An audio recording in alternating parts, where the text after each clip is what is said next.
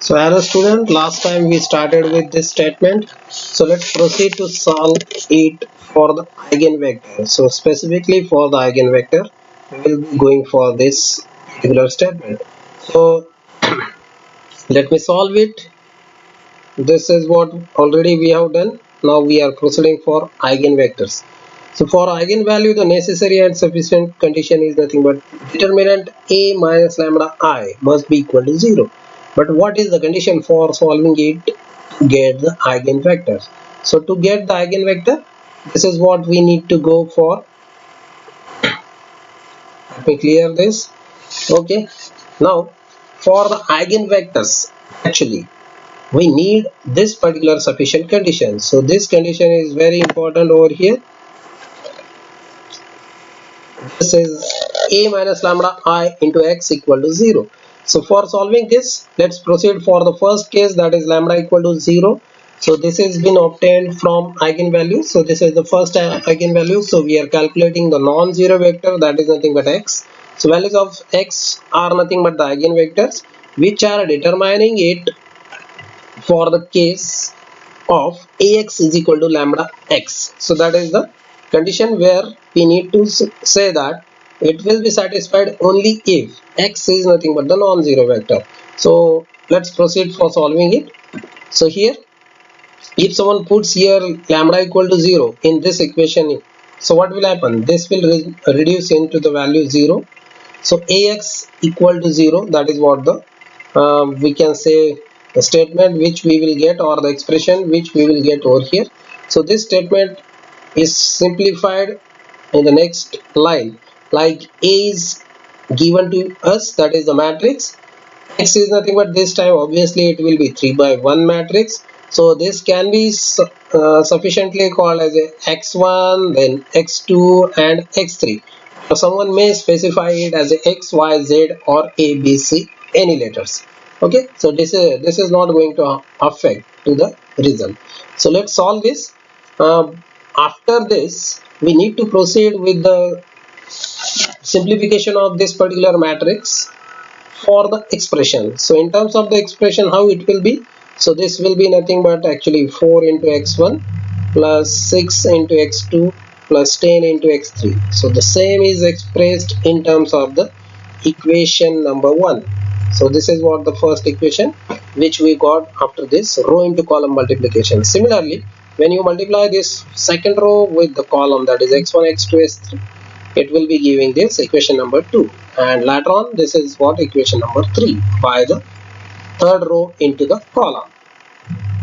So once we got this entire things, here we are not going to stop, but rather to solve it with respect to the values to be obtained for x1, x2 and x3, we need to apply here the Cramer's rule. So what is Cramer's rule? So by using the Cramer's rule from the given equation, it can be simplified here, let me just further arrange it.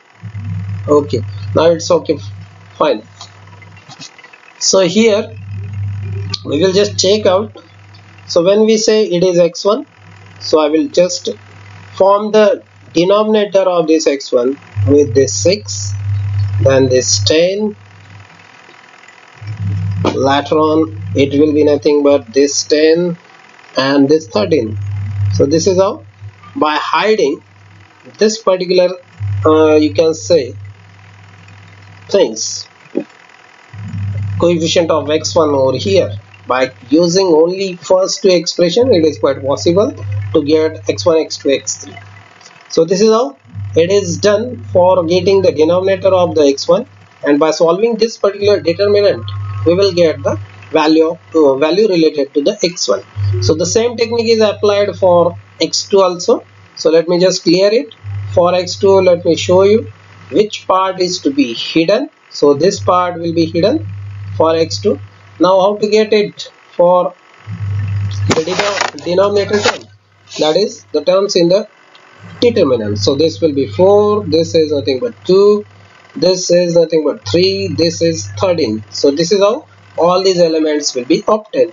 So same is applied for the x3. Remember here the case that for x2, the negative sign must be there. This is the rule of the Cramer, so we need not have to hamper it. So this is how it will be calculated. So let's solve this determinant. 6 into 13, that is 78, minus 100, so likewise it will be minus 22. Same is done for the x2 and x3 also.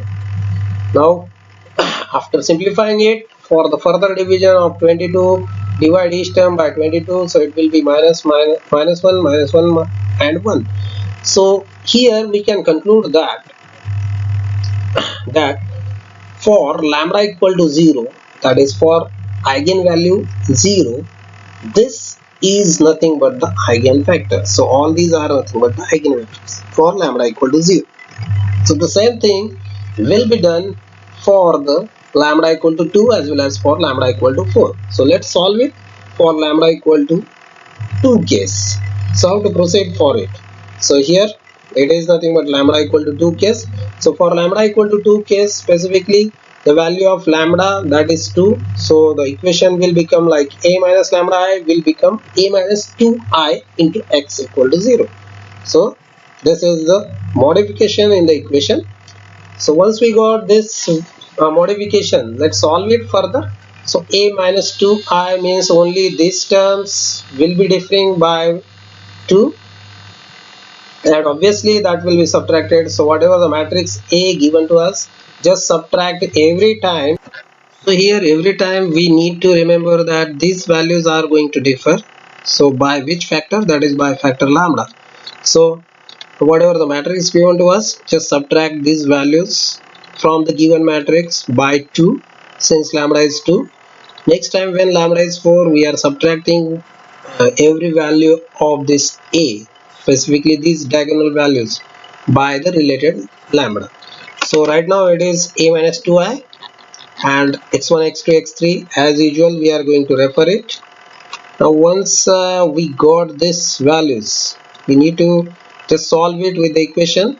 So in the equation kind of thing, so it will be 2 into x1, that will result in the 2x1. Similarly 6 into x2, that will result in 6x2. Similarly 10 into x3, that will result in 10x3. So this is how the equations will be reflecting with respect to the matrix multiplication, and the second equation that is being formed by second row into the column. So next we are going to solve it for the values of x1, x2, x3 based on the equation. So to solve it based on the equation, it is quite easier. Obtain the related coefficients of x2, x3, related coefficient of x1, x3, related coefficient of x1, x2. Now once we got it, solve this determinant. So it will be 6 into 13, that is 78 minus 80. So it will be nothing but minus 2. At this denominator will be 4, that is 2 into 13, that is 26, minus 30. So obviously it will be minus 4, but this minus and this minus will be cancelled, so it will be plus 4. Here it will be 8 into, so here for the third case it will be 2 into 8, that is 16, minus this is 18 into 6. So obviously it will be nothing but the value minus 2. So based on this, let's have vectors like minus 2, 4, minus 2, related values of x1, x2 and x3. So this is nothing but the eigenvectors for lambda equal to 2. So it will be further simplified like minus 1, 2, minus 1. So this is all about the case when lambda is equal to 2.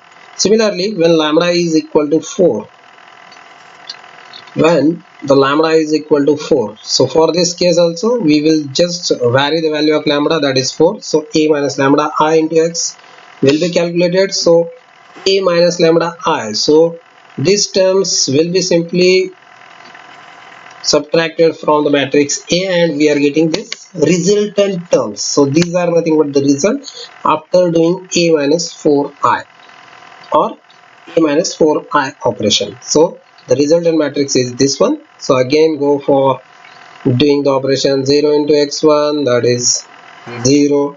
So 6x2 plus 10x3, that is the first equation. Second is nothing but 3x1 plus 6x2 plus 13x3. Third is nothing but minus 2x1 minus 6x2 minus 12x3. So based on these equations which we got, let's select these two equations and formulate the or rather apply the Cramer's rule and get these denominators. So for x1, x2, x3 coefficients will be considered respectively. The negligence has to be done with respect to the numerator.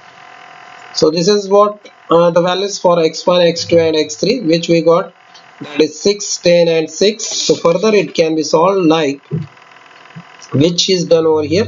So it will be x1 by 3, x2 by 5, x3 by 3. So for lambda equal to 4, these are the vectors which we got. So this is all about the eigenvalues and eigenvectors. So for the further details refer the earlier lectures also. So thank you everyone, thank you very much.